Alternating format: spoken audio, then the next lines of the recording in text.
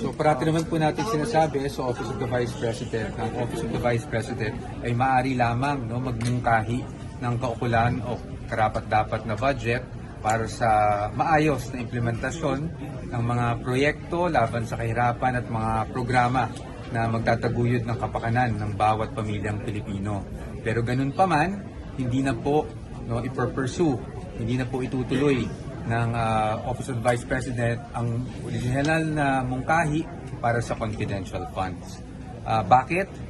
Dahil po nakikita natin na talagang may tendency magkawatak-watak o magiging divisive itong issue na ito at dahil dito ang naniniwala ang ating Vice Presidente na siya ay nanumpa na panatiliing mapayapa at matatag ang bansang Pilipinas. Kaya hindi na po niya ipursue ang proposal for confidential funds.